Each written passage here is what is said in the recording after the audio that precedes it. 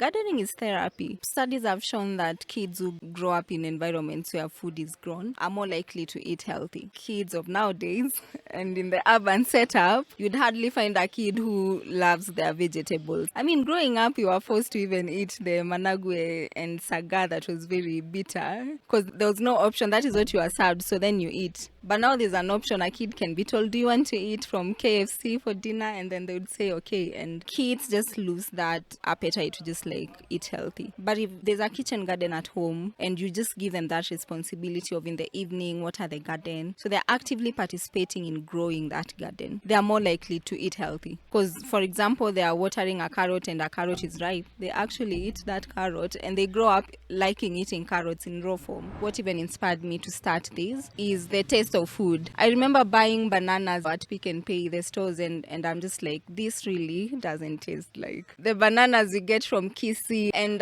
even an experience of eating minced meat. There's a time I cooked minced meat and it was so oily. I kept washing it, literally putting water, boiling, throwing it away. And that's when I actually became vegan in Cape Town because I was just like, no, I can't do that meat and stuff. That is when I actually realized, oh, so food can be different if you just picture your village. Even I personally, because we used to have fruits, all sorts of fruits. We had apples in the farm, we had peaches, we had oranges, lemons, pears, like it was a proper farm. Right now, none of those are there, sadly. And for the vegetables, it was all sorts of literally, I don't remember buying vegetables. Actually, you're going to buy vegetables. So what's happening now is lifestyle diseases are catching up. Diabetes, hypertension, cancer, obesity, all these things. And then people go to hospital from the village and they're told you need to be eating an apple a day or like oranges or like bananas. Those things are so expensive, they actually can't afford that. Because you see, Kitambo, you just walk by and eat your fruits. By the time you get home from school, you have all your vitamins that you need from the fruits.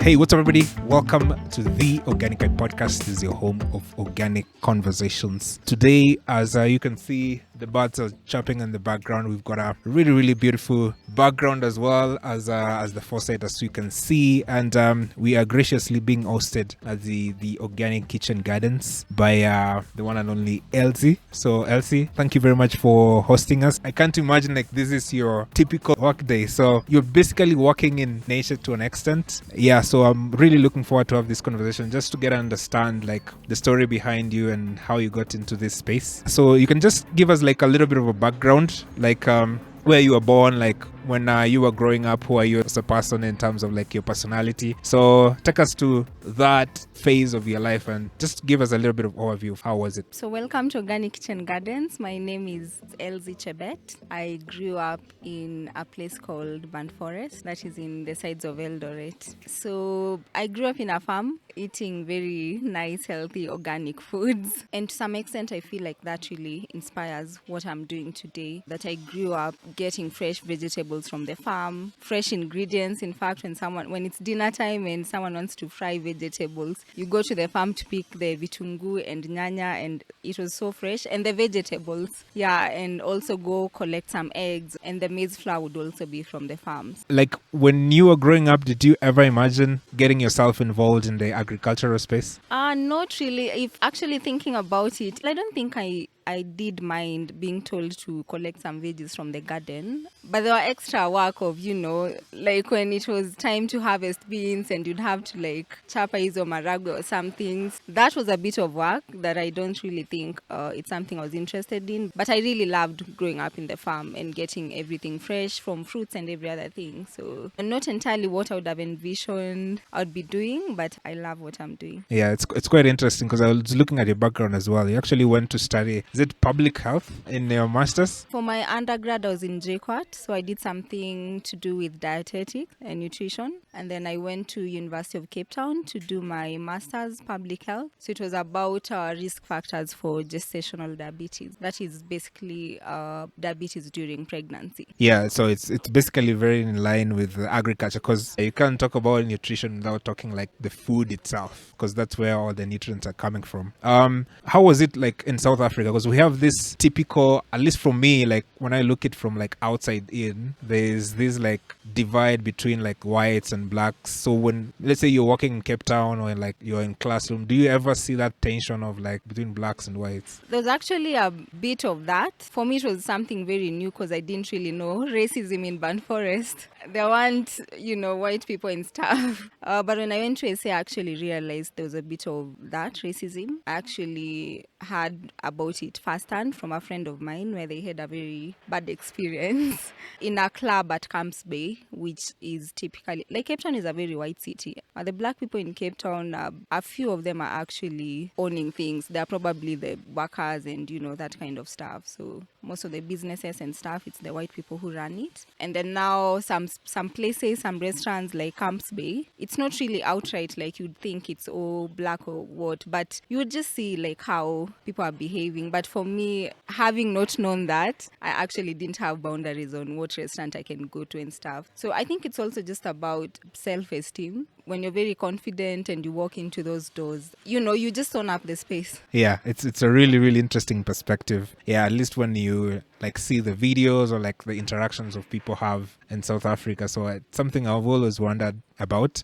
So then, you finish your master's and then you decide to come to Kenya? Yeah, I decided to come back. Cape Town is a very beautiful city. I'm a hiker and I used to like hiking a lot. But then it got to a point where there was quite a lot of insecurity in terms of you don't feel safe when you go to the mountains. In fact, there's a lot of cases. When I was there at U City, there's a time that I think a girl went to the post office and they were raped by a post office officer, and it was just like, or you go to a cab and you feel unsafe. And then there's also, it's xenophobia or something, the thing about other Africans, which you also experience. Like, I remember there's a time I was doing like a word round, collecting data for my studies, and some South African lady was like, oh, so where are you from? I'm like, Kenya. So she was like, so will you go back to your country after your studies? So that is just like literally telling you need to go back to your home. So irrespective of it being a very beautiful city, and I was actually quite intentional about studying in SA, because for me, I have this passion about Africa, and I just really wanted to study in Africa, experience the African culture and, the diversity in it. So in fact, a friend of mine one day bought groceries and she was walking to her home and she was mugged. And with those people, they just don't steal a phone from you or something. They actually stab you. For someone else, it might sound very different, but having lived there and during that time, I don't know whether it's become better. The kind of insecurity and the lack of love from the, native people was just like, I come from a country where I feel safer and like loved and stuff. So yeah, that's why I came back home. Yeah, it's really a really interesting experience when you go, like you travel out of the country and you got to experience like other cultures, like the climate or the food or like just the environment. It makes you appreciate your country a little bit more. And also something very significant about what even inspired me to start this is the taste of food. I remember buying bananas in the, at Pick and Pay, the stores, and I'm just like, this really doesn't taste like the bananas you get from Kisii. And even an experience of eating minced meat. There's a time I cooked minced meat and it was so oily. I kept washing it, literally, putting water, boiling, throwing it away. And that's when I actually became vegan in Cape Town, because I was just like, no, I can't do that meat and stuff. Well, when I came back home, I'm back to being my normal me. But that really inspired. That is when I actually realized, oh, so food can be different. Yeah, as you say, like once you get to experience like different cultures and food, when you come back home, you get to appreciate what you've got. So you come back, you just establish the Organic Kitchen Garden. I came back in 2018, and then with that knowledge of what I was doing, I started a company called NutriFit Delight. So NutriFit, nutrition, and you delight in it. Nutrition, fitness, and delighting in it. So it was like, we do like campus. We had like campus branches like in JKUAT, and would get students to like exercise together in the evening, send guys to like do some, cardio and all that. And then I started making all these gluten-free food and packaging and, and then COVID came and I started my own little kitchen garden. And then surprisingly, there's an influencer. Her name is she was called Yami Mami. It's Murugi Munyi right now. So Murugimunyu was like, if someone, she wants to promote businesses, women businesses. So for me, ideally, I had a small planter with mint. So I was just like, okay. I remember I just opened the organic kitchen garden. So I started my kitchen garden and then started a page, organic kitchen garden. So I remember just thinking, okay, let me just send a photo of these mint I've planted. You should actually see my initial kitchen garden. As I mentioned, it was really poor. I didn't really have much knowledge on the same. So I had like 50 followers on Instagram. And then when she posted, I got almost 500 followers back. So, well, that means people were really, I mean, it was COVID, everyone was scared, and health was something that people really wanted to like know how to eat better, and the scare of dying out of having any other underlying condition. So from that time, we worked with Kate actress, and many other people later. So the page really grew. People really became interested. It actually became a business. We started doing container gardens, raised beds, pole too. And then later, I also got this passion to also do landscaping, because people would be like, oh, so you just do kitchen gardening? Do you guys do landscaping? And that's how I also like started the Cool Classy Outdoor company. Yeah, interesting. Like how being at the right place at the right time can sort of like open doors for you, and then things can just get started. So that's really interesting. I mean, I've walked around, I've seen like the amazing designs that you've got. For someone like who is not into like urban, or like they think about like urban gardening, like how would you explain it to someone who is new, like just like a basic concept? So urban kitchen gardening, and in an organic way, is basically you have a space and you want to try and grow something like vegetables or herbs for you to eat in a safe way, because when you know where your food comes from, it's better, it's safer. So it's just trying to use whatever you have, like a balcony. But again, what we mentioned, you have to consider things like sunlight exposure and all that. So making use of whatever space you have, whether it's a backyard, a front yard, to just like grow your own food in the most simplest way for mainly household use. Maybe there's someone also is like sort of interested. Maybe they have like a space, they have seen like the photos online, they want to start their account thing. What are the basic things that they should start from? So first you need a space. So that could be a container, it could be a garden or something. Second thing, which is very important in organic farming, is soil. That it's healthy soil, that you're using organic matter, and it's well enriched soil. And for that space, the things we've said you consider, obviously, you look at sunlight, you look at availability of water. Just don't start a kitchen garden and there's no water. It's not going to survive. And then also you look at the choice of things you want to grow. So like what kind of vegetables would work for you in terms of what do you use often? What is easy to grow? What can you get the most out of, especially if it's a small space? Don't grow carrots or like cabbage and then wait. And it's a very small 1 foot by 1 foot box. You'd rather grow a salad that you pick every other day, or like spring onions or like spinach. So good soil, a good space where it's well exposed, and then you choose what you're growing. Yeah, because the other thing about organic farming, at least when I talk to most farmers, is like it's very knowledge intensive. So like maybe someone doesn't have like a lot of knowledge maybe on how to control pests and diseases, like how to feed your plants. What is the best mindset should like someone adopt? In gardening, you really have to be curious. As I said, I started from like very basic. Well, I don't think I was concentrating when things were being done at home, but I obviously had the basic knowledge of like, I obviously saw things growing and how, even with simple things like pest control, where our parents would just put like ashes on like the plants. And even some of these things, at times we tend to think that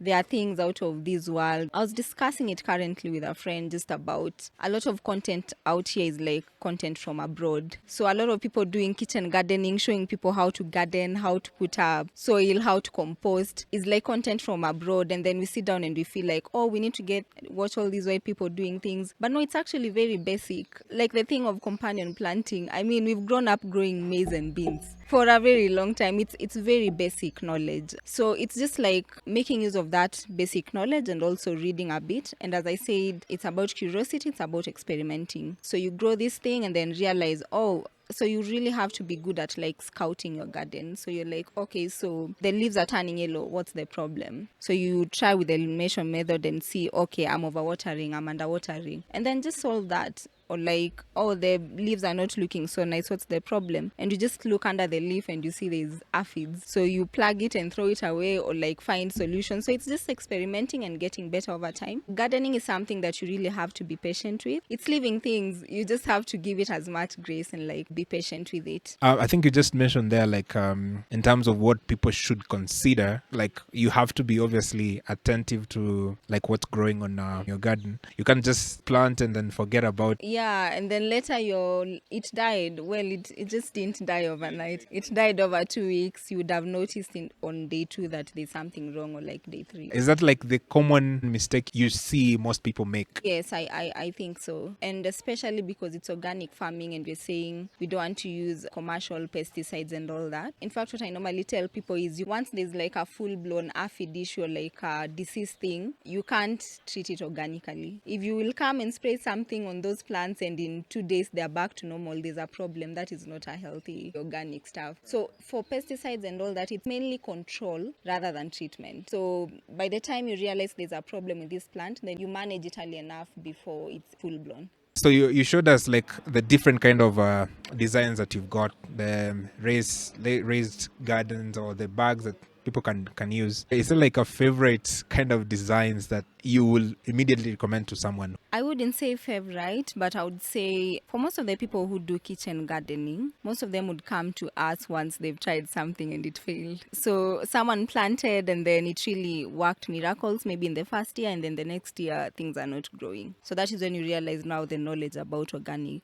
gardening, where you have to do crop rotation, you have to better the soil. So in terms of that, when you have space, a backyard or an open space, I would recommend doing the raised beds. Some of the reasons why I would recommend that is you are able to bring in healthy soil. So assuming you had a shamba and you've planted for over 2, 3, 4 years and things are no longer growing, if you do it on a raised bed, then you're able to introduce healthy soil and more organic stuff into the garden. You see, the thing about urban gardening again is we're just trying to be a bit fancy. We don't want to do it traditionally, like you go to the garden, you come back. We want to participate. We also want kids to participate. So these Nairobi people won't be stepping on mud in the evening. So you just want to make it a bit fancy so that you don't feel like, oh, at least you can use these cool tools and like just prepare your garden and you don't feel like it's too much work trying to like tend to your garden. For balconies, I would say vertical gardening, because then you're maximizing on space. So you just go up and like try grow as much because you don't have much of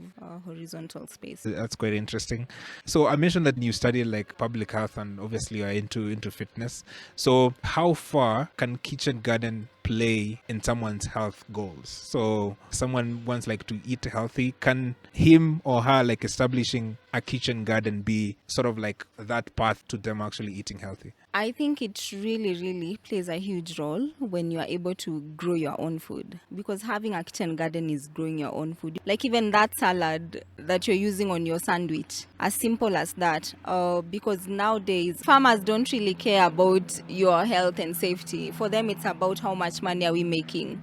So some tomatoes have issues, like a tomato is so hard to like keep it organic, so for the farmers, they're not going to like go on losses because of this kind of diseases that tomatoes are prone to getting. So just knowing where your food comes from, even the simplest, you see, like the things you eat raw, like salads, and if you plant one plant of lettuce, for example, it would feed you because you just pick a few leaves, or even celery, one plant that you use for juicing. And not just in the urban setup, but let's also talk about the rural areas, like how I grew up with a kitchen garden and all those things. You see, the thing about guys living in the rural areas, if you go there even now, people are not doing kitchen gardening like they used to. I think I even saw something maybe 2 days ago online about how in the 1800s, 50-something% of Americans were growing their own food in the backyard. And then 1900s, it was almost like 30-something. Right now, only 1% of Americans are getting some amount of food from their backyards. Well, the thing is, in Africa, we don't have such stats. No one is seriously doing research on such things. But if you just picture your village, even I personally, because we used to have fruits, all sorts of fruits. We had apples in the farm, we had peaches, we had oranges, lemons, pears, like it was a proper farm. Right now, none of those are there, sadly. And for the vegetables, it was all sorts of Literally, I don't remember buying vegetables. Actually, you're going to buy vegetables. So what's happening now is lifestyle diseases are catching up. Diabetes, hypertension, cancer, obesity, all these things. And then people go to hospital from the village and they're told you need to be eating an apple a day, or like oranges, or like bananas. Those things are so expensive, they actually can't afford that. Or like just like how we used to have a lot of forests and we used to have a lot of wild fruits. Right now, all that has been cut down and people are planting maize in large scale. And you see, Kitambo, you just walk by and eat your fruits. By the time you get home from school, you have all your vitamins that you need from the fruits. And there are things that just belong to the community. You go and there's a fruit tree somewhere and you just pick it. So that has really changed. And I'm just talking about the impact of having a kitchen garden, because if these people in the village had all those fruits and vegetables in their farms, then they would be able to afford that healthy eating and mitigate all these lifestyle diseases. Same to us living in the urban space. In as much as we have limited space and we can't afford all that, one way or the other we can somehow replace some of the very worst pesticides filled veggies. Yeah, it's quite interesting you mentioned, because even the village, like there were very few things that people would go like buying. It's either like sugar or salt or like the very basics of basics. So like all the veggies were within the farm. So from that perspective, I think you can also like draw the parallel. Like in Ocha, it's not like you have to have like these raised beds or like bags. It's like you a small space where you grow your own vegetables. That's all like a kitchen garden. Do you know this raised bed thing? It's just us trying to make it fancy, really. But traditionally, people make raised beds. Like even your grandma actually does raised beds. So the thing with raised beds is they would try and like loosen up the soil and then create a bit of a mountain out of the soil and, raised bed. And then they would bring manure and like all these organic stuff and really mix it up with that layer of soil and rake it nicely and create a raised bed. So it's not really just like the structures of like it's wooden, it's what it's. The only thing is you're saying in urban setup, people want to be a bit more fancy and also depends, because there's also a class of everyone. There's someone else who would do one with wood, there's another one who do just like containers or just like upcycle something. Yeah, that's quite interesting, because it doesn't have to be sort of fancy. Just use like the materials that you've got, you can make something from it. You will consider yourself an entrepreneur, right? I am an entrepreneur. Yes. How has it been like establishing your own business? Like what are some of the major challenges you faced, especially like starting a business in Kenya? Yes, I'm an entrepreneur and now I'm into a lot of other things like Cool Classy Outdoor, where we do outdoor furniture, we do landscaping, gazebo patios and all that. So if you actually look at it, it's like the main source of income for me. And organic kitchen garden is now more like a passion. We make money from it, when you do the raised bed, when we sell, as you can see, the vermi-liquid, vermicompost. But it's not really like a main. For me, it's really passion of what like I went to school to do. I'm an Afro-optimist. Yeah, I'm so optimistic about Africa and the African people. And even as I say that there's little research about us, it's just like, how do we do more research? How do we grow food in a better way? How do we eat better? How do we control the rising prevalence of lifestyle diseases, the hypertension, the diabetes and all that? How do we educate the young generation to appreciate and love gardening, to know where their food comes from? So that's what we do, educating people, helping people grow their own. Because you see, as an entrepreneur, it's not just about making money, but also the impact you make. And that's why, in as much as I went into something else that gives me more money, but then we still really have this as a core business because it's impactful. It's an interesting question that I think most people ask when it comes like to entrepreneurship. So I would want to hear your take on this. Are entrepreneurs born or are they bred? I would say both. My dad is an entrepreneur. I have actually never worked in anyone's office.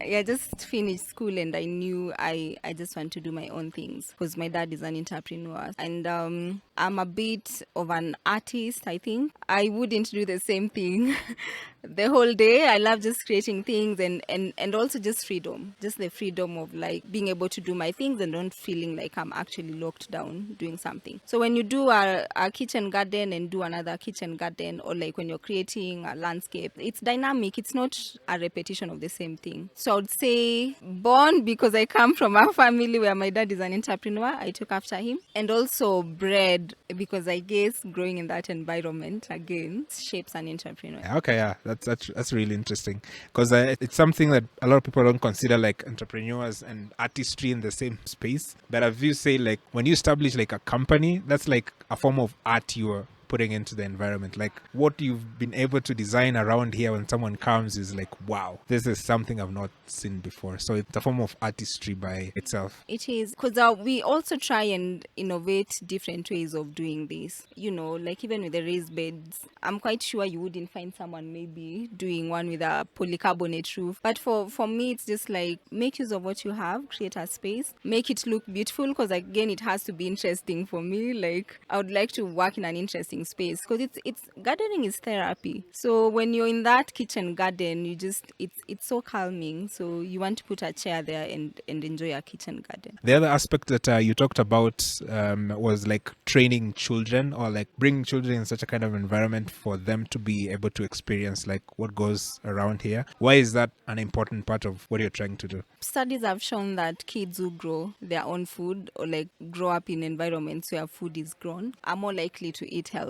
Kids of nowadays and in the urban setup, you'd hardly find a kid who loves their vegetables. At oh yeah, managu. I mean, growing up, you were forced to even eat the managu and saga that was very bitter because there was no option. That is what you were served, so then you eat. But now there's an option. A kid can be told, do you want to eat from KFC for dinner? And then they would say, okay. And kids just lose that appetite to just like eat healthy. But if there's a kitchen garden at home and you just give them that responsibility of in the evening, water the garden, so they're actively participating in growing that garden, they are more likely to eat healthy. Because, for example, they are watering a carrot and a carrot is ripe. They actually eat that carrot and they grow up liking eating carrots in raw form. So, yeah, it's very important that we teach kids. And also the worry of just the prevalence of lifestyle diseases. You want to prepare them early enough to love healthy living, be it exercise, be it eating healthy. They really need to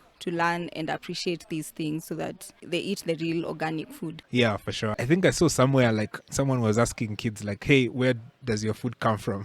And they're like, from the supermarket. Some kids don't even know that milk comes from a cow. They just know it's from the supermarket, which is very unfortunate, I would say. That's a bit worrying. We've walked around, we've seen like the amazing work you've been able to do. What kind of vision do you have for the organic kitchen garden? Like 10 years from now, what do you want to do? This is something I'm really passionate about. Where I see it is creating more impact in households, helping people both in urban and rural setup to just like appreciate kitchen gardening, to grow their own kitchen garden, just like redirecting people to their roots and showing them the importance of doing that. So if you're able to really impact the society in that manner, like train people how to do it, educate people the importance of doing it so that we have a lot more kitchen gardens, school kitchen gardens in the urban setup, community kitchen gardens, and just helping people go back to like those roots of growing their own food. And also that quote that says the person who feeds you controls you. So we need to control our lives and like take that back, grow our own food. And you see, even the people living in the urban setup, they have rural areas, some of them. And so you are able to even like grow and control your food from the rural setup, because most of the people go to shags and they come back with a lot of food. And I was even thinking you should even have like a control area, which is, it's unfortunate that people no longer do those organic even maize. Unaona zile zilikuwa zinaitwaje, the different colored ones, but you can just put aside an acre or something to grow your own maize. Do you see where the world has gotten us to? With this, how much we've commercialized all the food, and you want to like produce and like spray the herbicides and what to grow and get more yield and get money. So we really need to know where our food comes from. Yeah, 100%. And yeah, in such a space, if people can come and experience it, I'm sure you'll inspire a lot more people to do that as well. Yeah, the other thing about you is that, you know, you're a woman who is like into business, and I'm sure there's like a lot of people, especially women or young girls, who look up to you, sort of inspired by what you've been able to build. What advice could you have for such a kind of people who also want to like start their own thing, or like entrepreneurs and want to start their own thing? What kind of advice would you have for them? What I would tell them is it takes time. You have to be patient and you have to be open-minded to doing it all from the word scratch.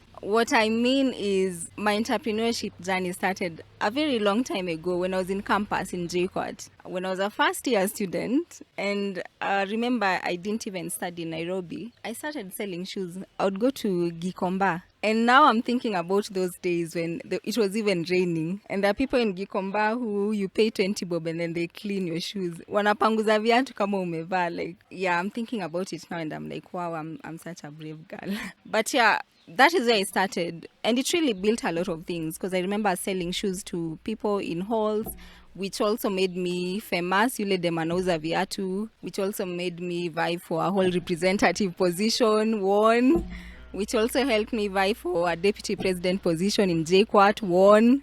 So it's a journey. And when we started Organic Kitchen Gardens, and a lot of my early clients would remember, I was doing it personally with the help of other people. Like literally, I remember even we would do some projects up to late in the night. It was so chaotic, just not knowing how to run business, having no control over time, and you're so timid, you're just like, you need to impress this client, and like doing things extra over time, being very shy, not being confident. So I feel like I've done it all from the very bottom, and I think people might see these and like look at Cool Classy Outdoors and Organic Kitchen Gardens and think, I just got there. I didn't land there. We started from the very bottom. We're not even there. We're still going far. But knowing every step of your business makes you appreciate it, so that when you even employ people, you know exactly how that, there's a bit of empathy in like that process of knowing how the process of how your work is done, and that you also doing it fearlessly, because you don't fear failing. If you fail, you fall, you stand up, start again. Yeah,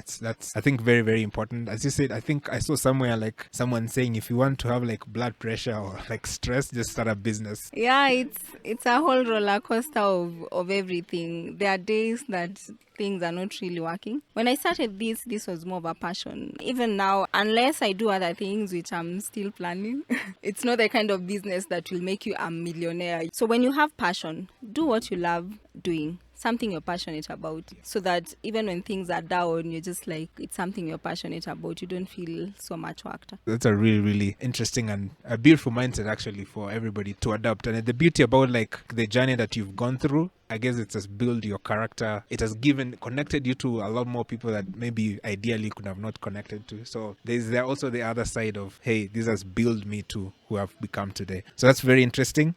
I usually have a small segment. I usually call like the rapid fire questions. So what I've done, I've prepared like 10 questions for you. So the whole idea is like, I'll shoot you a question. Just give me a quick, and I think guys will get to know you a little bit more, just in case it didn't come through the podcast. So are you ready? Yes, I hope so.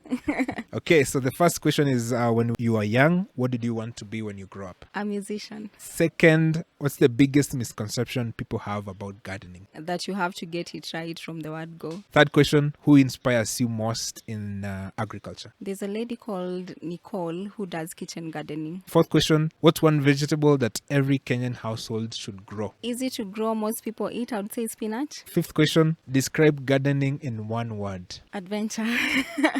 Okay, sixth question, what's your favorite Kenyan meal? Kuku kienyeji, ugali managu.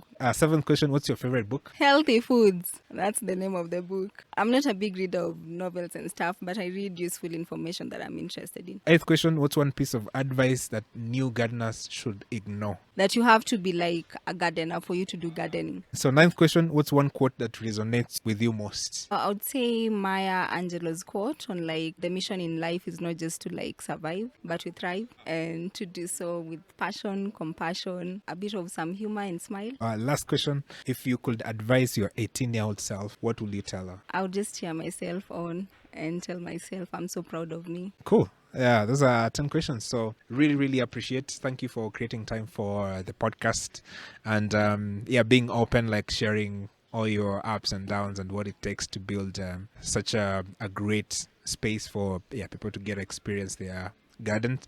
So for people who want to follow like you and get in touch, maybe they want a kitchen garden, how could they do that? We are on Instagram, Organic Kitchen Gardens Kenya. Please follow us. That's where we post most of the projects and even inspiration. We don't only share about kitchen gardening, but everything healthy living, even like highlight things in the healthy living space, lifestyle diseases and all that. So it's a good page to follow. If not on Instagram, on Facebook, also on TikTok, Organic Kitchen Gardens.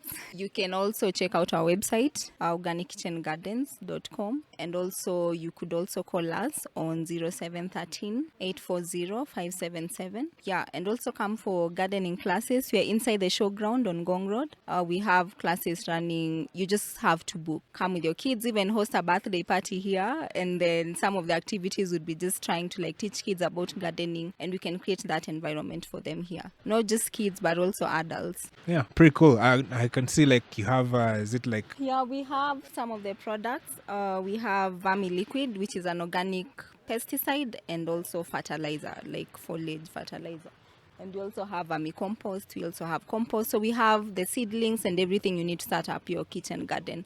So you can also purchase those from us. Yeah, okay. So it's basically like if you ever need to start like an urban garden or kitchen, they can come to you guys. So thank you for that. And I think a lot of guys will find like a lot of valuable information from this conversation. And I really, really appreciate and thank you for opening doors for us. Thank you so much. And karibuni tena na tena. Asante sana. So till the next podcast, remember to be organic. Cheers.